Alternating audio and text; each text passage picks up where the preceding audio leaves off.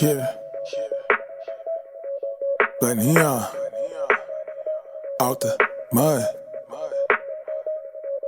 Before I get it out the mud, I stay on top of my fitness and hit the shower, clean it up, and then get back to the business. I don't care about who did it, I ain't worried who didn't. I head directly to the back, so I'll be there in a minute. I got expensive taste, the rollie got a different face, for surely I be in them places they won't let you pass the gate. Post it up, sipping $1,000 scotches with the rocket. Okay, so today on the show we have Grant Smith Ellis. Welcome to the show. It was a Grant Smith Ellis? It is. Grant Smith Ellis. Investigative reporter. Is that El what you Jefe. call yourself? Investigative reporting? I think of myself as a towel, but you can call me a reporter, an advocate, Smoking the A old- with journalist. a towel. Somebody online was like, you know, Grant for some reason thinks he's the towel from South Park. Maybe that's his pronouns. What was who? The towel from South Park. Oh, that's a hysterical show. Oh, yeah. And I was like, wait a minute. He gets high. He randomly solves complex social problems. Fuck it. I will be the towel from South Park. And so I just took it up as an identity and it became a thing. The towel's pretty good. I love it. It's like a great character on South They're a Park. versatile fabric. They Yeah. absorb things. They're in Hitchhiker's Guide to the Galaxy. Can't go wrong. So, how did you get into this advocacy reporting and what's your angle? Oh, back in, I'd say, 2017, right? So 2008 decriminalization in Massachusetts, 2012 medical, 2016, 2017 adult use. Right around 2017, I had a caregiver. I was one of the first medical patients in the state. I Right. actually remember going to the first medical dispensary that opened. It was up on the North Shore somewhere. I forget. They might be closed now, but I went Oh, so you were one of the first patients? in the whole state. Why did they give it to you? I have colitis. What is it? I have a number of medical conditions. I'm disabled.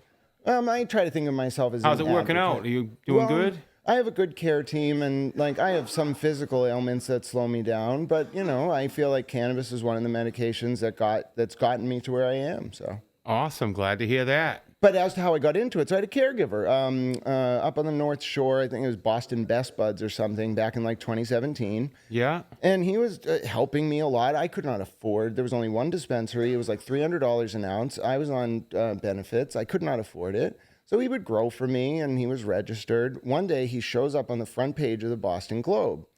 And I read the article, and there's these medical dispensary advocates in the article targeting this caregiver. Immediately. Who's funding the people there doing it? Exactly. Did you follow the money? I did try to follow the money, and what I found was that, and this is what got me into advocacy journalism in this state. Back in 2017, I came to find out there was this intermeshed, overlapping, concentric social circles of influence, that all tied back to various medical operators eyeing the emergent adult use market and attempting to structure the regulatory framework via something called regulatory capture in a way that would consolidate the market, pull up the ladder, and prevent anyone else from, in particular, mom and pop companies. That sounds like corporate America. Yes, from being able to compete. And I said, well, first of all, I said, wait a minute, this directly impacted me. So how many other patients are losing access because of what people like those companies are doing? And then I said, I can get involved in talking about these regulations, talking about the law, and trying to make impactful change. And it's been 8 years, and I like to think I've done You've a been little doing bit. this, digging in for 8 years on this?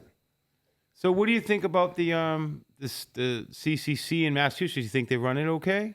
I mean, well, we are literally talking on the day that Deb Goldberg, the treasurer, one of the three appointing authorities to the 5-member Cannabis Control Didn't she have Commission. a little problem? Well, they've had a big problem, but today she announced she's dropping her appeal and Shannon O'Brien is back as the chair.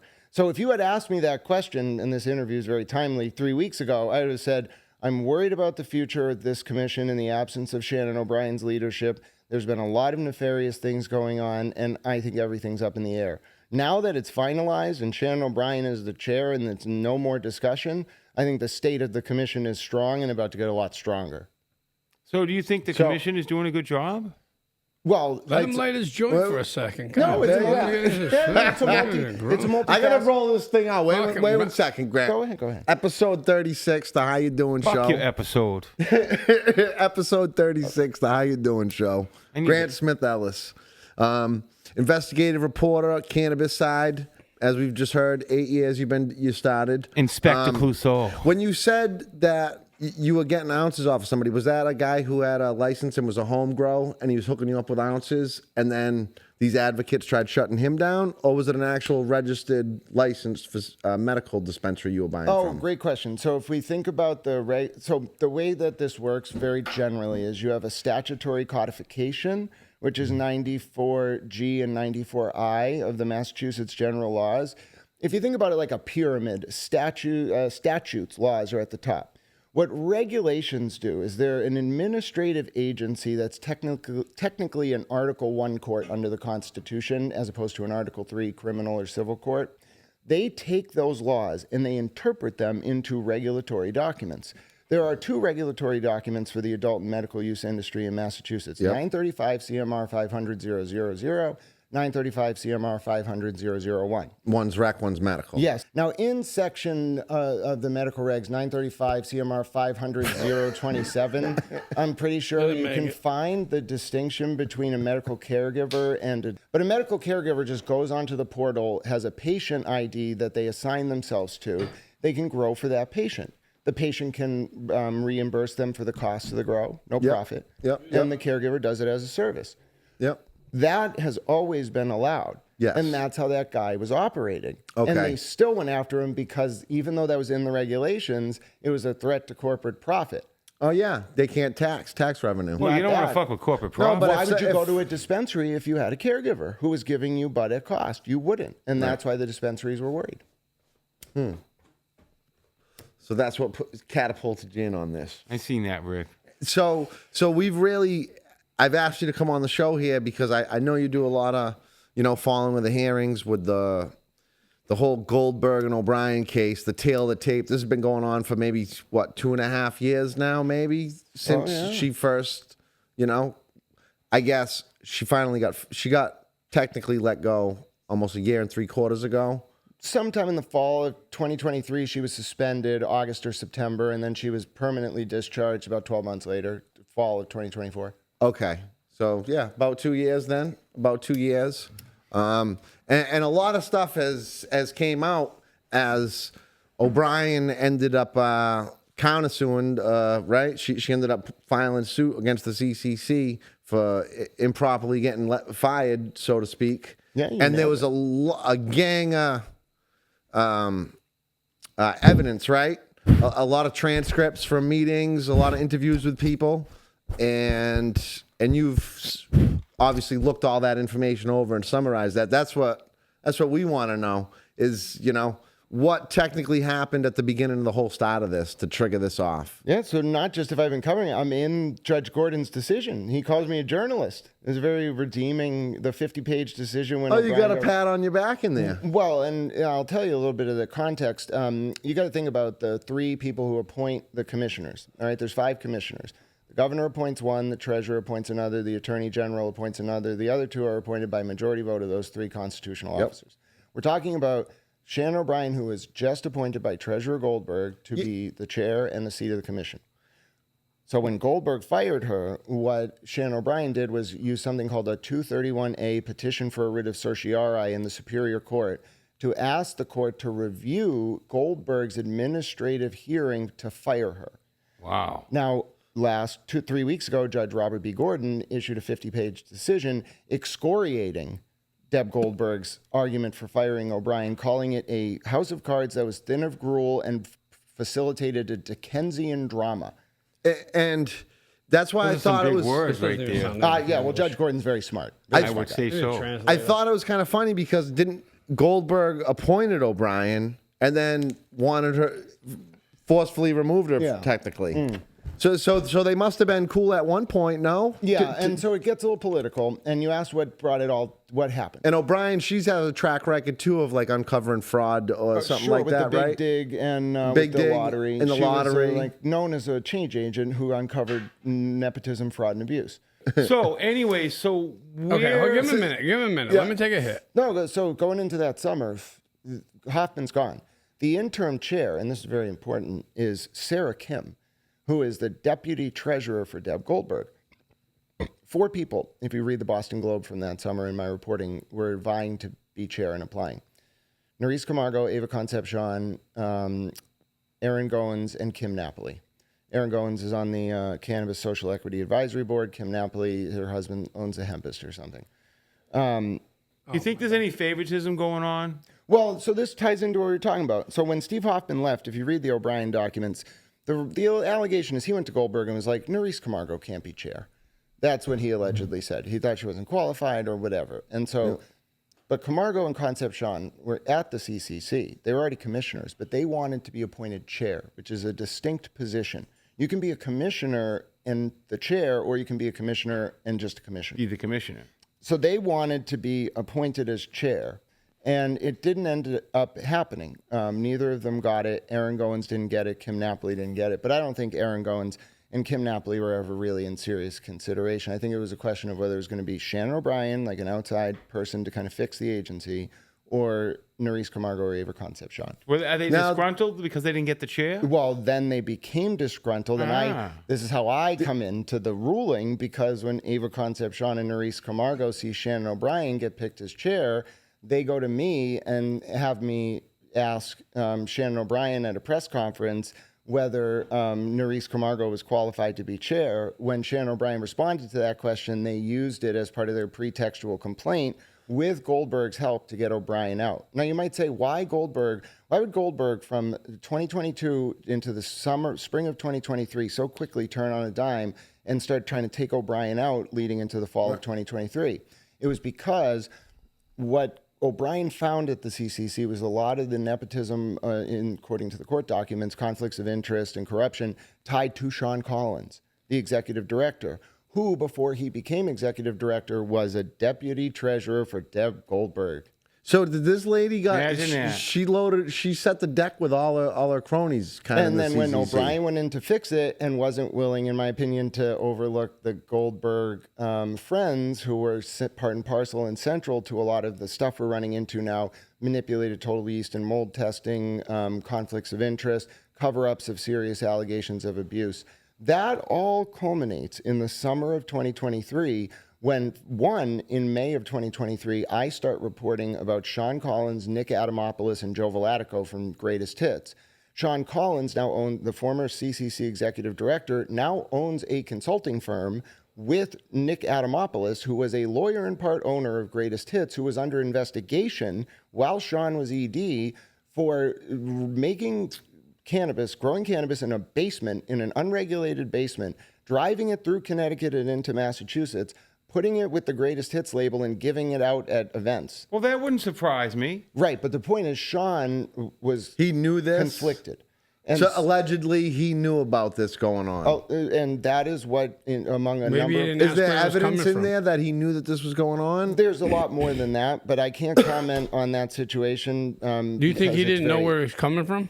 No, what do you mean? Do I think Sean knew where what was coming from? Where it was being grown in the facility that it should have been being grown? It's more than just that. It's that Greatest Hits is tied to this guy named Rhett Jordan from Colorado. And if you look at just the ownership structure, so Greatest Hits is in receivership right now. Okay, I thought so, right? Joe Vlatico caught multiple criminal charges for multiple things over the past 12 to 14 months. Okay. So that was all after the fact, though. And in the moment that summer, I was the only one reporting on this stuff. And then Shannon O'Brien and Sean Collins end up butting heads because Sean starts preparing to leave the agency. He gives 48 hours notice. It was July 27th and July 28th of 2023. Gives her 48 hours notice. She at a public meeting is like, if he's just going to leave, this agency is going to be in chaos. We have to talk about this publicly. Sean then files a complaint against O'Brien for her bringing up the family leave thing. Someone else files a complaint. Right, what's up with the family leave thing? Oh, he said she shouldn't have brought it up at the public meeting. Judge Gordon ruled it was fine for her to bring it up at the public meeting. The fact that he was saying, I'm leaving on family leave behind the scene. He was saying, I'm going to leave on Monday, 3 days from now, on family leave. And so she brought it up because she had been told it in private.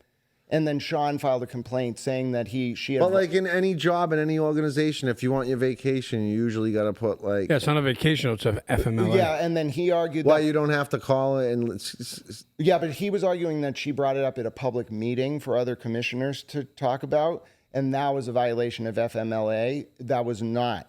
Judge Gordon ruled it was fine for Shannon O'Brien to bring that up because other commissioners needed to know he was leaving. But if you're on the commission and you're going to be leaving in 3 days, and you already brought it up to people saying that you're going to leave in 3 days, why can't you just tell people to inform people so you can plan ahead like any business does? Like, are you going to leave? Business is 2 weeks, not 3 Sounds days. like a bunch of That's what I'm hubris. saying. A normal business is 2 weeks you need, but I didn't know if there was technicalities with family leave that it can be like addressed like the next No, day. FMLA is like next day. Yeah, and so Shannon O'Brien was perfectly fine to bring it up, but Sean filed a complaint anyway at the time.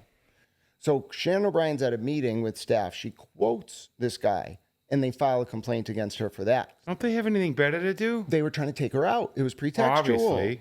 It's kind of like the same kind of thing like General Hospital, soap opera. Sure. That people could sue because, when in business, you get fired and they get fired and they're disgruntled because they got fired and they get reinstated. And, it's just it sounds like a bunch of bitches That's over why there. when you go to fire somebody, you have to have write-ups. You got to have a reason. Is that how it is today? Yeah, and you can't just say we have a problem, and then you know what? If it's not like a legit stealing or something like that, and it's just Really? like, we have a disagreement or We've anything become like that. that soft? You can't just fire somebody. You got to have pre-write-ups, right? Really? Even if I have a talk with you about like a performance, you got to put it on that an on email. file. And put it on a file. You got to have it like, okay, we had this It's a conversation. 3-strike rule, right? If I have a conversation with you about your performance and I don't put it in writing, it didn't happen. This guy knows what he's talking about. Oh, And I think you have to have like 3 write-ups before you can gotta have a actually lot. fire Yeah, somebody. you can have like it's not really a number. It's because you know what you can No, I write think somebody up. it's You can write somebody up for different anything, businesses right? are different policies, But I the guess. problem is it can't be like you can't level 5. you can't have somebody work for you for like 3 years and then all of a sudden whack them for 3 fucking write-ups. How many right? labor lawyers do you deal with in a year? Yeah. I don't. You think he's ready to battle the lawyers, huh? Well, you could just tell he deals with labor lawyers because that's what someone who They owns a actually have business labor would lawyers say. now, huh? Yeah. Oh my God, you're giving this guy Yeah. way too much. No, never. it's the truth. I've been doing this for a long time. You It's know what I mean? The problem is it's not. Yeah, too much it's not credit. as easy as people think. Like everybody's an employee at will, but you can't just fire somebody for something, right? Why not? Because everybody has a. Okay, it's bitch, not, I don't like your that's attitude not, today. You're fired. Yeah, That's with not cause. fucking. That's not Massachusetts. it's Everybody a is kinder, like. gentler Everybody world is now. like super protected. Let me and, hug you and try to fire you at the same time. But that's the reason. But that's the You reason. can't hug and listen, fire somebody. but that's the reason why, you know what I mean? You have unions, right? Mm. To protect the employees, right? But even if They like don't- an employee doesn't have a union, they're still protected. I remember the first time I got fired, right? The guy's Well, like, you came in high, you're probably late. no, I was 18 years old doing the job of like a 30-year-old guy doing service installations. And I went out and did some partying one night, and I was like an hour late to work, and the guy fired me. And he was paying me $4 an hour. This is 1985, mind you.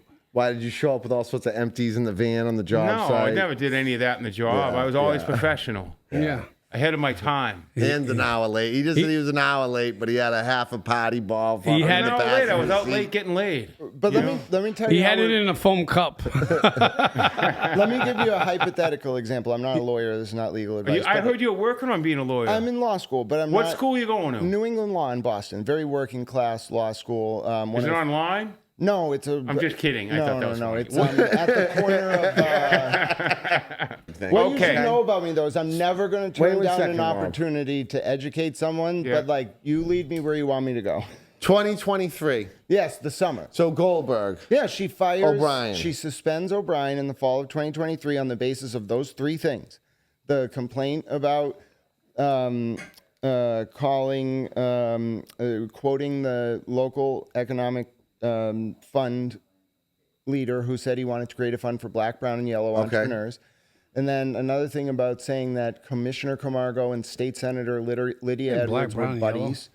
Okay. That was part of a complaint. And then the one about Sean Collins Yep. about the FML. Yep. So the those family 3 leave. things come together. That's what they cited her on to get her removed? Yeah, and then it all spiraled out into from there. Those were the 3 things. Goldberg then suspends her with pay in the fall of 2023, holds a year-long employment process. Now, we should, true to the factual record, get into the nitty-gritty. which is before Goldberg can start the employment hearing, which is like a private hearing that Goldberg would have, O'Brien files something called a procedural due process challenge. This requires a little bit of explanation. You have two rights under the 14th Amendment to the United States Constitution. I'm not a lawyer. This is not legal advice. One of them is procedural due process. One of them is substantive due process. Procedural due process refers to like what rights you get when something is taken away from you. So her job was taken away. Before Goldberg can even have the hearing, she says to a judge in Suffolk Superior Court, it was Judge Squires Lee to be specific, Judge, I don't think the format of the administrative hearing Goldberg is proposing is fair. So she files this challenge. O'Brien loses. The judge in Suffolk Superior Court lets Goldberg have an employment hearing where Goldberg's the primary hearing officer. Goldberg gets to bring in O'Brien. They have this process. It's like a hearing, but it's private with just Goldberg as the decision maker. Goldberg goes through that process. It's very one-sided.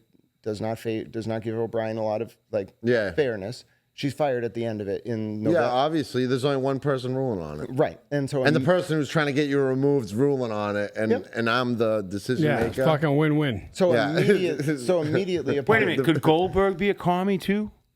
I don't know.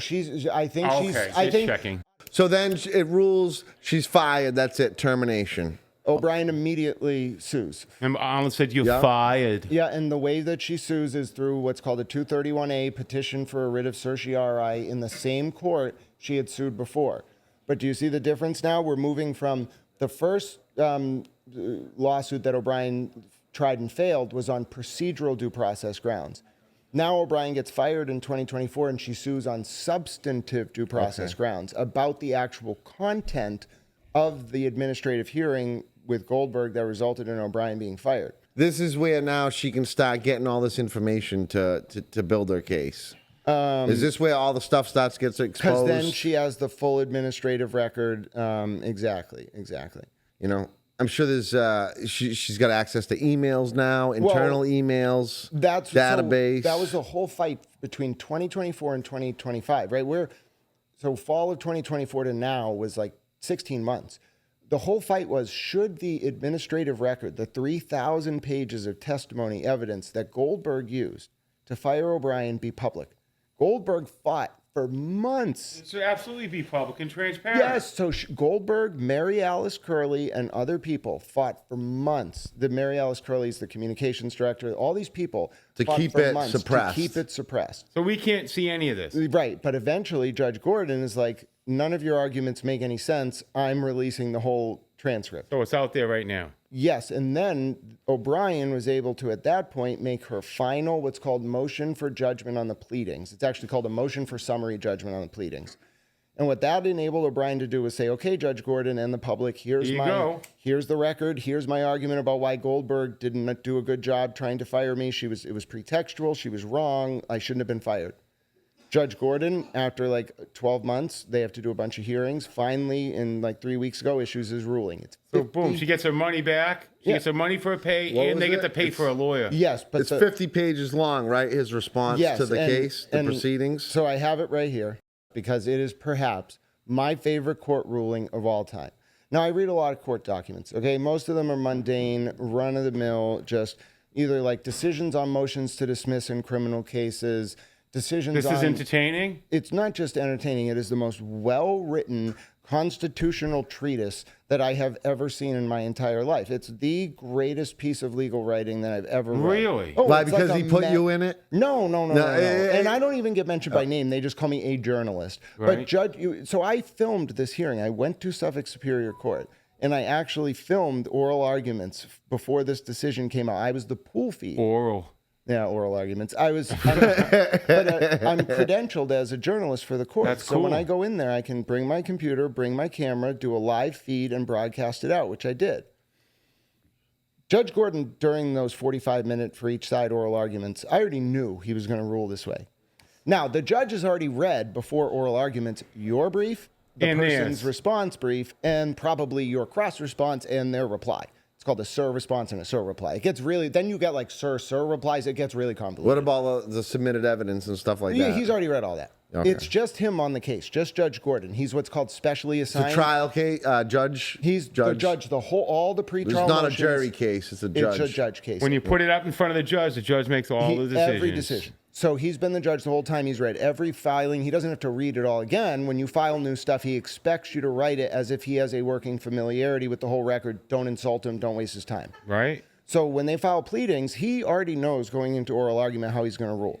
So what you're listening for as an observer at those oral arguments is hints as to his ruling. You know, if you're attuned to what's going on, that he already is going to make his decision. Yeah, He's already going that way. But you have to listen to how he talks at the oral argument because he's not going to say it. Did he rip into Goldberg? He ripped into Goldberg. And I was like, oh, she's going to lose. But she didn't just lose. It was a magnum opus. Like, this is the reason why this is a novel question of law. Again, not a lawyer, not legal advice. Is you have to think back to the Levy 1 and 2 decision from the Turnpike Authority in 91 and 92. Those were the working familiarity of this case will understand. But what it means is 2 commissioners of the Turnpike Authority were fired by the governor in the 90s. Oh, isn't that the one that they were supposed to build and get the tolls so they collected the road and then to get the tolls go, but the tolls are still there magically? It was a very convoluted question of where the funding was, and it was a Had big... to pay some tolls, Rob. It was a big political scandal. And they get fired. And they challenged their firing. They were the first state officials to get fired from an independent state board, like the CCC. Right. And it was in the 90s. They challenged it. Now, I think they won. They might have won, they might have lost, it doesn't matter. That was the only other case in history in this state where this had happened. Oh, So shit. Judge Gordon knows this is a constitutional question. It's a separation of powers question. So he's pretty careful what he said when he said. But he's also, this is his skill. Oh, yeah? And so this was a question of what is the power of the treasurer? What is the power of this independent board? What was at stake here? Whether she got wrongfully fired or did somebody not do the proper procedures to fire her or they had no grounds? So or, it goes to the independence of the CCC as an agency. So what's the juicy stuff in there that the judge scolds her on? So here you go. You heard the 3 arguments from Goldberg for why O'Brien should be fired. This was Judge Gordon's ruling verbatim. Goldberg's argument amounted to a paper-thin house of cards with walls constructed of same that would wither under the slightest breeze and amounted to thin gruel worthy of a Dickensian drama that undermined the efficiency and operations of the CCC. Well said. He wrecked her. Yeah. Did he try to make it so nobody could really understand that? Or That's how all judges and lawyers talk. Wall of sand. He then goes on to say, a litigant seeking a stay has to demonstrate you're going to win on appeal, that there's going to be harm if there's no stay, and that there's an absence of harm to the other party, and then something about the public interest. So this is the Dickensian drama part. So he says, as to the second prong, the court acknowledges that restoring O'Brien could cause some short-term disruption, but the short-term harm to the CCC pales in comparison to the more substantial harm to O'Brien and the public that would result from further delay. O'Brien has not actively served as the chair for 2 years while this Dickensian drama played out, and while monetary damages may compensate her for lost salary and benefits, she's irreparably harmed every day she is deprived of the ability to exercise the powers of the chair for the duration of her term of appointment. And then he finishes this way. Moreover, the public would be irreparably harmed if, regardless of the invalidity of a commissioner's firing, the law nonetheless permitted the appointing authority, here the treasurer, simply to run out the clock on the commissioner's term and thereby deprive the public of the independent leadership central to the CCC's design. There will be no stay from this court of O'Brien's reinstatement to CCC's leadership. So he said there'll be There you no. go. Now, she appealed it anyway. Yes, didn't she? To the appeals balls, court, who gave her the They nerve shot her on down. this lady. Who gave her a temporary Fucking stay. balls, dude, dragging on the ground. Dude, she went in there and was like, "Fuck Fucking you, I'm Van appealing." Wilder. $1 balls. million Remember that fucking bulldog? $1 million of taxpayer money Goldberg spent on this.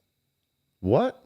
Yeah, they waste more money on all kinds of shit. Yeah, but just on this case alone. So, but then she They got had the nothing nerve to do. to appeal this And then shit. she appealed. She got a temporary stay last week for 7 days or 14 days, whatever. Yesterday, the ruling came down, no temporary stay, Why it kicked back to that same judge? Nope. The appeals court says no temporary stay. The order putting O'Brien back in as chair stands. And Goldberg 3 hours ago, right before I came on, announced that she's not appealing that. So it's over. O'Brien's back. Done. It's So done. there's in a squabble in the office now. No, no, it's going to be completely clean house. Everyone who was there that tried to take O'Brien out. By the way, let me run one more thing by. Well, I just want to know, too, can we get to some of the juicy stuff that was exposed in this filing? Yes, so... Because there's got to be some other people that got thrown under the bus in this. Not even thrown under the bus. Exposed. There were 4 women at the CCC who brought forward serious allegations of abuse against a staff member who was close to Sean Collins. 3 of them were driven out of the agency, and 1 of them was basically silenced. All right? As part of this record, it basically came out that the reason these women weren't getting their complaints heard, and this was some serious misconduct. This is all in the... I've reported on first-person testimony, a first-person account of some of this abuse. It was because there was a little sort of crew, a triumvirate of Sean Collins and other people. Little splinter cell inside here. But it was almost the head of every department. It was like the staff were running the agency and managing their own bosses. And the staff had connections to Goldberg, who was an appointing authority. So they were short-circuiting the independence of the agency. But what's their final play on this? What are they doing this all for? Is this just so they don't have to work and they just all get paid? No. Or are they is there side action going on? Or what's their benefit to creating like this whole high school drama? So it's multifaceted. The cool kid operation. It's multifaceted. So, are people personally gaining? Did stuff? Is it just? Well, you have to think of what we're talking about. So the industry has generated $7 billion since 2018. Year over year, it makes like 1.5 to 1.7 billion in revenue. Yeah, Rec last year they collected, and that was the other thing too. It's maybe a side subject, but Kim Roy came on and they had. I think they collected $264 million last year. Yeah, and then 70% gets skimmed off the top and goes to this drug rehabilitation program fund. No, so you have to understand. That's what she told me. Yeah, but you have to understand the deal that was made. So it goes. It's a statute. It's not they want to do that, and it's not 70%. She said it was 70. So then that must have been I didn't listen to the conversation, but I'll give you the breakdown. Pull the clip.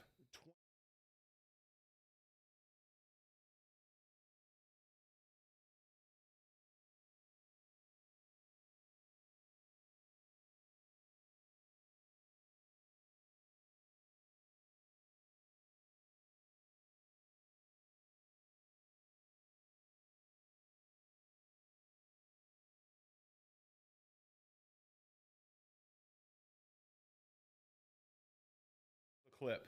The way the law works is 20% goes to 5 different categories. I know this because I helped write the statute for the Social Equity Loan Fund, which uses an appropriation from the excise tax. So I know exactly how this functions, just so we can be clear about it, so folks will understand. The Social Equitable Fund gets 15%. This is interesting. And we'll talk more about that. It's 15%, right? And I was integral to that getting. Then she said 70% goes off the top. No, so it's what it is the So first of all, we have to. What is the tax revenue, right? So it's 17%.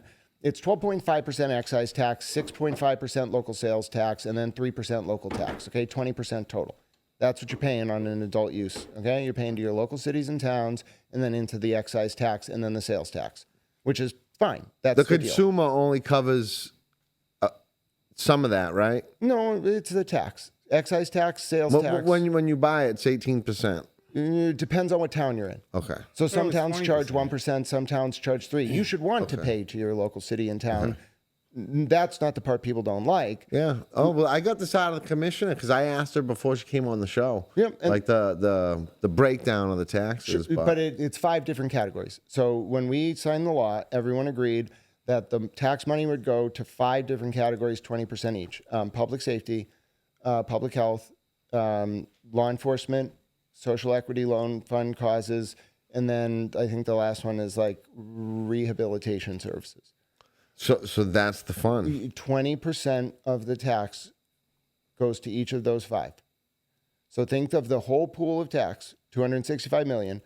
Of that, 20% goes to public health, 20% goes to public safety, 20% goes to law enforcement, 20% goes to social equity causes, 20% goes to whatever the last one is. Public safety going, what do you meaning what? Oh, it can be anything from she said- grants for like she said local law she enforcement. did to get break it all training, down. anything. It's a broad category. Whatever they want to do. She had different numbers than you. No, well, I mean, I don't want to insult the commissioner. Now, what it might.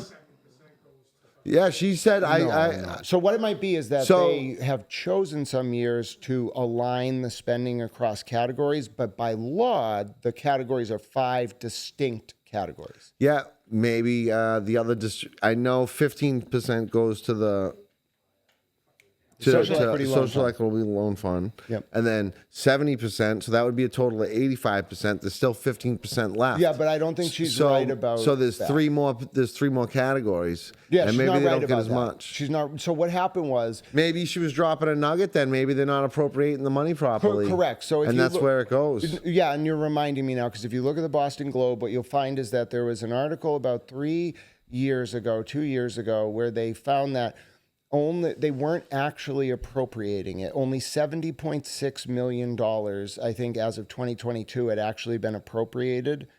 Of that 70.6, most of it was for rehabilitation services. So when the excise tax comes in, 15% of that automatically, which right now is about $30 million a year, goes to the EOED. Anyone who's a social equity applicant, harmed by the war on drugs or otherwise, can qualify for up to $500,000 zero interest grant or loan from that They fund. just put another, like 30 something million. million into it. And it will be in perpetuity because because it took away, I and others took away their ability to have discretion. But what about the first 2-3 years if they didn't add no money to it? So where did they put the other money that they collected? Because they obviously still collected the tax. They just used it to pay down the budget deficit. We run a $500 million budget deficit. So you're saying the money just went into like the slush fund for the state? I wouldn't call it a slush fund. I would say that because, so like take the T, for example. If you look at when the Department of Transportation and the MBTA... So it's just a fuck show. No, it's bad, and let me tell you why. So if you look at the MBTA in and of itself, when they split off from the DOT, they took $4 billion of big dig debt. $1.7 billion a year of the MBTA's operating revenue goes to paying back big dig debt. Really? That's why the MBTA sucks. That's why the government is fucked, because we use like creative financing to pay down that debt and we're still screwed. Nobody really realizes it. But part of my job, and it's not really like a job, but part of what I do is try to bring in revenue so that the state can offset all these debts that built up over the 20 years ago. Politics is a dirty business, which is your point. What is all of this going on at the CCC? It's about influence peddling. Like if you're in positions of power, certain companies get favorited over others. We saw the way the total yeast and mold testing was, they could just kind of look the other way. It's a very cozy relationship. Well, when you give somebody money, you owe them something. That's how so do it you works. think that's the problem? Like that the mismanagement of the CCC and all this fightings has to do with, not really, fixing the testing issue. So Not product just can that. just keep on going out because they're turning the blind eye for some of their buddies. Yeah, but that's just a consequence of the fact that there's conflicts of interest. You can't have a revolving door between the Department of Defense and Raytheon. You cannot have a revolving door between the CCC and Curaleaf. Yeah, but there is. I know, and so that's why we have to create a wall. That's the whole It's point. never going to work. Well, that's if you're asking why is the CCC broken, it's because to regulate, you cannot work for any one company. You must stop companies from doing bad things. How do you get regulators to do that? Keep a very close eye on them. Yeah, but who's regulating the regulators? You know what I'm saying? That's the problem. Yeah, journalists. Well, that's the only one. Yeah, so most of it took 3 years of my life. Yeah. And I'm saying I outlasted Dan Adams at the Boston Globe. Eric Casey's been at like 4 papers since then. Look at these other journalists. The only one who's really stated his papers, Chris Ferrone, and he's been covering this the whole time too. Oh, rolling joints. Yeah, he's in Talking Joints memo. He's an excellent journalist. He was actually a nice guy. Yeah, he's a great guy. And he told me, that talking about him, that he worked on the Phoenix. Yeah, he used to run the Dig Boston as well. He's a long-term Massachusetts establishment. Rob loves the Phoenix. I just remember, because I work in Boston a lot, and I remember that paper, and you just, you open it up, you want to go out and have a party, go this way or that way or whatever. The Phoenix was the paper to get. Well, and also, so he runs the Boston Institute for Nonprofit Journalism, Barstool, all these papers. Dave? They started up because they were able to distribute their papers through those little boxes around the city. Like, that's built an independent journalism industry around here. Yep. Chris Ferrone is like a titan of that independent industry. So he's done really good work. But just the point is that there's been a lot of revolving door in the time from when this started till now. No one really has stayed on this the whole time, except for me. If it were not for my coverage of it. And I am not tooting my own horn. So they're just facts. They're just it's like the in crowd. Hey, we run this and we're all going to get paid and we're not really going to do much. But as long as nobody and whoever tries to expose this, we gotta X them off the island. Yeah, but I don't see any of this on the news. It's like people would be interested in it. Yeah, it's in the Globe. It was in the Globe, but I should point out who reads the newspaper anymore? They banned me from the press conferences. That's funny. They put a press statement on their website calling me a racist. The CCC? A racist? Because in one of my They called you a racist? Because in one of my articles, That's what they do. In one line, I described one of the abuse allegations as someone slamming their fist on the table. They said that was a racist caricature. Slamming the what? Their fist on the table. Oh, that's racist? Which was a description of a fact. Of somebody that did it. That slammed their fist on the table. They said it was a racist caricature. No, they're just trying to put you out. They were smearing me. In all your research of this whole Goldberg O'Brien, what's the most damning piece in your opinion, that sums up like the CCC? There were multiple federal crimes committed. Shannon O'Brien uncovered them, and she got retaliated against because of that. And I don't think the people who committed those federal crimes per se are going to get away with it. I mean, that's pretty heavy, serious stuff. People, it got uncovered that people, I think it committed federal crimes. If we're thinking about the federal crime, so we had a very real potential that up to 50% of the products going onto the market over the past 2 to 3 years were not just falsely tested. More than 50%. I'd say, based on my review of the data, let's say 50. Based on our analysis of testing, it's higher. No way. Well, and I'm saying 50 because it's probably 80% of the THC has been off. Oh yeah, out of compliance. Total 80%. Total yeast and mold. Total yeast and mold. He's at about 50. And I'm saying it could be higher. It could be higher. But Yasha said about 70, 80%. Yeah, but some of the yeast and mold is fucking trash. Saying 50, 60, so 70. We're just all trying to get a judgment to gauge. But let's say the lowest, and that's being conservative with the estimate, 50%. Yeah. How much market value are we talking over 3 years at 50%? Billion? 800 million, 800 million, 800 million. So $2 billion of product. Now, you can argue about whether the 10,000 CFUGs is appropriate or not. It's the law. So if you have $2 billion worth of product that was sold onto a market knowingly contaminated, this wasn't just a few companies. That's a crime.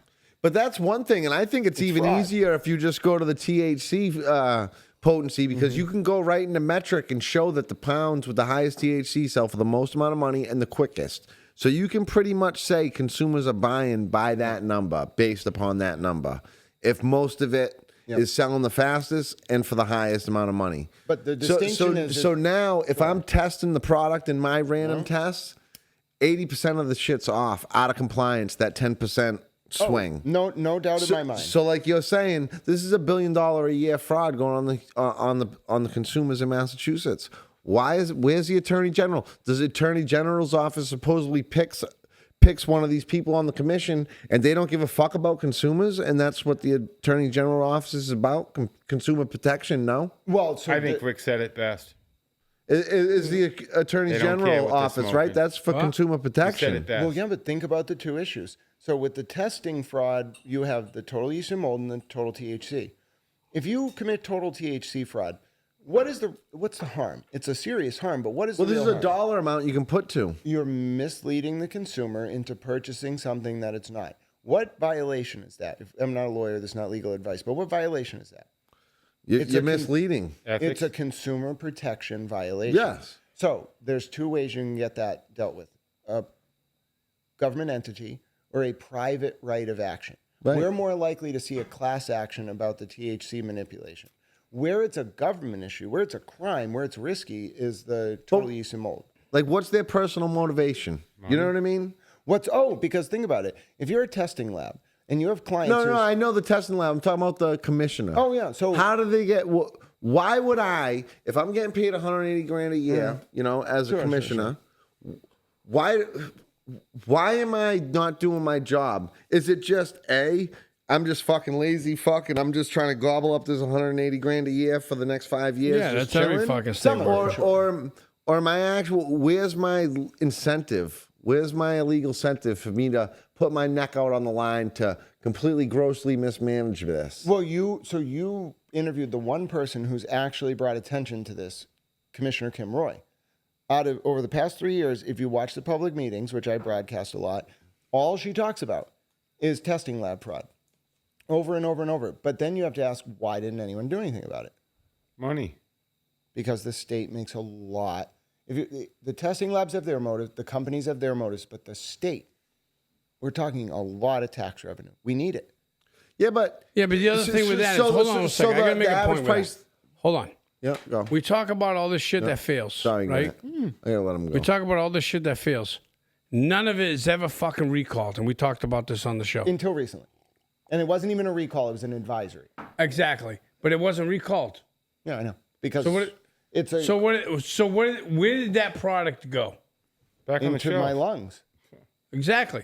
It went out the back door, and it went out. Oh, and that's a whole other issue. If we're talking about diversion, I think the rumors have long been percolating. Diversion, inversion. They're bringing stuff in, they're taking stuff right, out. where it's coming from, and then how it's going out. Is it all being tagged? That's a whole separate issue. But the problem with this fucking whole industry is, right, they made it so fucking elaborate where they put it on its own fucking shelf, right? And this stuff doesn't hurt people. I don't even give a fuck about the mold and all. People can talk about the mold and everything else that we talk about, but everybody's smoking fucking mildewy fucking weed every fucking day. Sure, it's just about knowing. Everybody's educated enough to know that shit fucking sucks, but I'm still gonna smoke it because I can get high. That's all they give a fuck about. I'm going to get high. I don't give a fuck. Oh, it's moldy. Who gives a fuck? Oh, it's fucking 2 years old. I don't give a fuck. Right? And we want to put these regulations and everything else on with a bunch of people. Majority of people don't give a fucking flying fuck as long as they can get high. It might be a little overregulated. I think that's a fair critique. And if you listen to Commissioner Roy a lot, she will talk about deregulation. But it's a targeted deregulation. You want to make it easy to operate in the sector, but you don't want to encourage people to do bad things. You talk about the plant itself. I don't think anyone thinks the plant is dangerous, at least not me. No, what I no one think is is dangerous is the way money flows into the industry. Manipulation. Okay, we don't need, manipulation of consumer perception, which isn't, maybe it's not going to kill someone. But by the way, we did have a death in the regulated industry. We would be remiss not to talk about Lorna McMurray. She passed away, not necessarily because every person in that facility would have died if they were exposed to the ground dust. But if you look at the pathogenic air results from the Danny Carson and Lorna's family that have been presented, you will see that environment was dangerous to someone with a susceptibility. Now, that's where I would counter your point, which is it's not necessarily about can most people survive in or be fine around this. It's should we just make sure the people who are uniquely susceptible are not dying at work, for example. Right. And if no one had died so far, your argument would be a lot stronger. And I'm not undermining it entirely. No, but I'm just saying we have to think about what happens if we just let companies do things. People will die, and someone has died. But what you're talking about, hold on to his point. What you're talking about is that fucking 12-year-old that's in the fucking coal mines working for fucking but this 5 cents an hour. He's digging that shit out. Yeah, but nobody's dying by fucking coal. Yeah, but this wasn't a 12-year-old. This was a 20 or an older woman who was working in a cannabis company, and she wasn't thinking, because I'm around the ground keef dust from a joint, I might experience an asthma attack. Now we know, right? The OSHA and others know, so they put up signs. But that's not the final product. We're talking about the final product. I got you. The final product. Nobody has died from the final product. And until that happens, nobody gives a fuck. Sure. And nobody's ever going to give a fuck. Nobody's bought a fucking pre-roll with a shitload of fucking mold that we know is in it that's fucking died or gotten sick. So what you're thinking is that these people are just allowing this to go on, so the tax revenue comes in, so they all look like they made a bunch of money, but then that's why it would lead me to question, why does this money get funneled to this drug rehabilitation program fund? Are these people in charge, or their family members in charge of nonprofits that pull from this fund? But I think is that how it's lucrative for them to allow this to go down? I got one more point. As far as why do you think they don't recall the shit? Good question. Well, somebody said that they're not set up for that, but usually the recalls. Forget the setup. But Everybody's the set up for recall's responsible for the producer of the product that's getting recalled. Exactly. The state really shouldn't have anything to do other than say, hey, this product was put out, all these SKUs. All right, you have it all back here now. Let me just make sure it's all back here. Yeah, and we put a stop date But at the dispensary. why aren't they SKUs recalling are. it so it doesn't get fucking resold? Right, and that's I don't understand, but somebody had implied I'm that gonna they're tell not you- I'm set gonna up tell for you a why. recall. You know what I'm saying? That they're not set up for a recall. But it's not about that. They did an advisory, right? I know. So if you can do an advisory, and his question is strong, why wouldn't they do a recall unless it's a huge amount of product? We're talking so much Yeah, product. I know, but fuck fuck the it, market. recall it. It's not on me as the commission. You're the business. All I got to do is send a block out on my metric system because it tracks everything. Hey, whatever on the SKU that But was you're on that talking- recall, it's a pause. It doesn't allow it to get rung up in the system. Okay, and then you call the producer who produced the dog shit product. You say, hey, when it's back at your facility, let me know so I can come in so I can inspect it. Can I make sure tell you it's why all they're there not and going to goes recall destroyed. it? I'm going to tell you right now. Money. Why? Money. So when you implement a recall, What do you mean? All they got to do is go and inspect it. Sure, and sure, hit a that- couple keystrokes on the metric system. Yep, but what it does is the companies are litigious. Well, that's on the company for putting out shitty product. That's not on the CCC. No, what I'm saying is You're not they're looking at it the right litigious way, towards which the angle we're taking. regulatory agency. When you as a regulatory agency do a recall, what you're doing is called a regulatory taking. You are taking property from a company. Now, you might be right that the product should be taken from them, but they're going to sue you. Every lawsuit costs you money. You're thinking about budget. You have two businesses producing something, and you had to meet a standard based on Listen. the government, and you both failed. Listen, the I difference? don't fucking disagree with you on that's how it should be. I'm just asking, what's the difference? The only person that benefits is the person that's doing it right, who should fucking benefit. But you're in fucking Massachusetts, and they don't give a fuck. But it's also a little more nuanced. So I'll explain it to you like this. It's a good comment. He's right about the underlying issue for what the incentive is, but I'll explain to you why they have to think about it from the lawsuit perspective too. When you as a regulatory agency for 2 years do Now I know nothing, what the romper room looks like. but when you just do This is what happens when somebody's right in the romper room. Yeah, I see fucking Trevor. Well, you do have very they're very like both of you are making solid points, but let me just I'll explain to you how the commission probably will think about it. Yeah. When you for 2 years have not enforced it, what you've done is you've created what's basically called, like, I'm going to use the word detrimental reliance, but that's not really like, So since you didn't enforce anything before, now you enforce it, and this guy's going to sue you for that? yes, and now you may say that, But you're a governing agency, doesn't- and I sign up for the rules It when I does- get my no, but- license to play in your domain Yes. that you're governing Yeah, me. So if you make a decision, you make a decision. yes, What's correct. the problem? But the government agency, before you sign that agreement with them, they actually had another thing on top of them called the Administrative Procedures Act. So you can agree with the government to do certain things, but you can always say, oh, well, the government violated the Administrative Procedures Act. It's a shortcut. So then why does anybody make any laws if everybody's worried about getting sued? That's so. Why even have an agency or even make any laws? So people say the distinction Just between fucking do what you want. people say the distinction between the United States and the United Kingdom is the United States is a government by lawyers, the UK is a government by rich people. And so, like, that's true. Our whole government is designed for lawyers. It's built by lawyers. It's designed for lawyers. So if you're asking, why is everyone afraid of being sued? You have a lot of power as long as you have a lawyer that will file suit. If you are a company making hundreds of millions of dollars a year operating in 24 states, you can afford the best lawyers that this country can offer you. You can beat any regulatory agency. That's what they're worried about. I think it's all about worrying about getting sued. Yeah.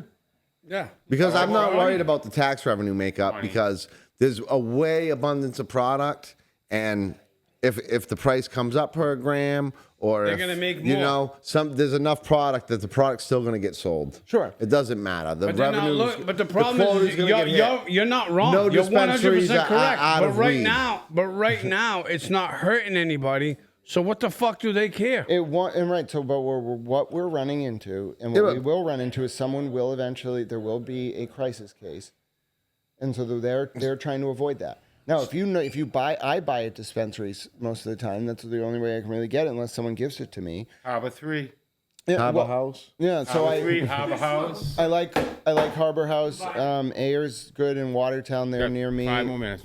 But when I go down to these dispensaries, what I notice is the products on the shelves are decreasing by the day because they started enforcing testing standards. Good.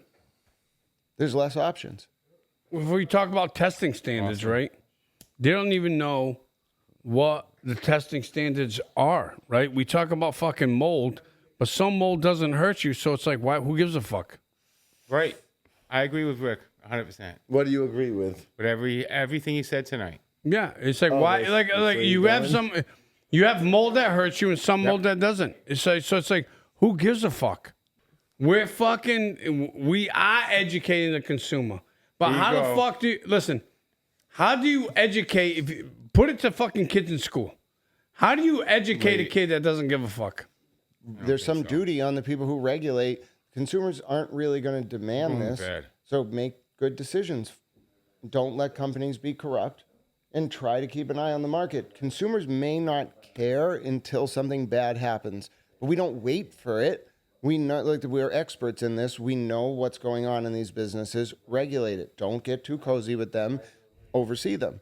That's all it really takes. But it's harder. It's easier said than done. Yeah, but the problem is again, if nobody's getting hurt by it, unless while it's like you got to separate it, right? The girl that passed away is making it, right? And we all know the facility was fucking bad.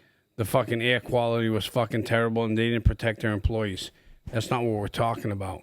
Obviously, that's fucking a whole different fucking animal. I'm talking about when it's on the fucking shelf, ready to be sold, loaded with fucking mold, loaded with fucking shit in it, and people are still fucking smoking it, and they're not getting sick. It ain't that loaded, then, is it? That's my point. It's not. So the regulations of like this, there's mold in it, it's bad. Why even have fucking regulations? The mold that we're fucking testing for, why are you testing for if it doesn't fucking hurt anybody? Who gives a fuck? But it does. Well, and it's a question of policy, which is, should we be testing for total yeast and mold? Should we be testing for specific types, aspergillus, different types of mold? And that's really what they're starting to think about. Mycotoxins and because those are the ones where, yes, okay, maybe it's not killing someone, but they can show you a study saying if you expose 5,000 people to this, 2,600 of them are going to develop popcorn lung or whatever the fuck. Okay, maybe not everyone, but that's when you start saying from a policy perspective, all right, we protect the 2,600. The 2,400 might, not get exposed to anything bad, but we just protect the 2,600. That's where you make a decision. I'm going to ask you, what's the difference between all the shit that's in our McDonald's versus somebody else's? Look at fucking McDonald's. Look at the fucking ingredient. We say this all the time. Look at the ingredients that are in fucking our fucking McDonald's. Sugar. Versus everybody else. Sugar. Well, that's so true. Right, you're not happy about And then guess McDonald's, what? huh? Stop eating that fucking Guess what McDonald's. the fuck I'm doing then, when I Rick. leave here? I'm fucking stopping at McDonald's and getting me a fucking double cheeseburger with a little Big Mac sauce on that motherfucker. Okay. So Hold you the have a pickles. website. Yeah, I mean, so you can follow me. I think the most of my cannabis news is on LinkedIn. LinkedIn, you'll find me, Grant Smith Ellis. Instagram is pretty big. It's getting bigger. Same thing at Grant Smith Ellis. Facebook, same thing. But if you want to find my news, like the full archive, it's patreon.com/Grant Smith Ellis. And you can find stories, probably 500 of them, dating back to the very beginning. How long have you been a writer? Oh, since 2018. I've probably written 5. And it's your take on the saga. No, you were a writer before. Just didn't turn into a writer overnight. You were probably a writer before that and just wasn't writing. Before I became disabled, I was a graduate student at BC. I wanted to be a priest. Can you write? Can you recite John 20? I can recite Matthew 35, 21 through 36. Damn, that was gonna be a priest. He's not full of it. So did you play lacrosse? No, the reason I'm wearing this is I still go to a lot of the BC events, and I think I went to one lacrosse event. They were giving out shirts. It was for like a red bandana game for Wells Crowler, who was the 9/11 hero. Yeah. I just talked about him last week.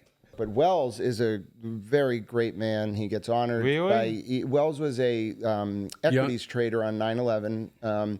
He famously wore a red bandana. He escaped the South Tower, went in like 11 times to save people, and then on the last one, he was tragically killed. And so he, every single year, the Boston College sports teams, all of them at a different time. They honor him. But his friends and family come to campus. They give one of the players a designated jersey, and then they have a red bandana that they give out in his honor. I have like 5 of them. That's nice. He's a great guy. And President Trump just held up a red bandana at Yankee Stadium like a few days ago. Some guy was like, "This is for Wells," and he held it up. So I'm like, all right, even President Trump knows about the red bandana. Like, we're on to something here. Did you vote for Did you President play any Trump? sports when you were younger? Twice, actually. Awesome. Well, we thank you for coming in. Yeah, and I appreciate appreciate your coverage of the cannabis. And if there's one last takeaway from the coverage from Goldberg and O'Brien, do you think it's for the positive that O'Brien's getting back in there? Do you think there might be some order?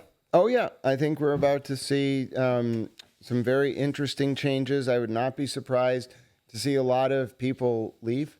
And those people are probably the ones who are involved in some of the wrongdoing, tomfoolery. Yep. And then you have to start to rebuild. If they can do it with the Patriots, they can do it with the CCC. Yeah, Just good takes luck a to while. them. Well, we look forward to your upcoming coverage as this more folds out with a reinstatement. I should have warned you ahead of time. I do a lot of streaming. I talk a lot. So thank you for all the time. I had fun. Yeah, No, appreciate it's okay. you. We Thank do a you, lot of Grant. screaming here too. Thank you, Grant. Yeah.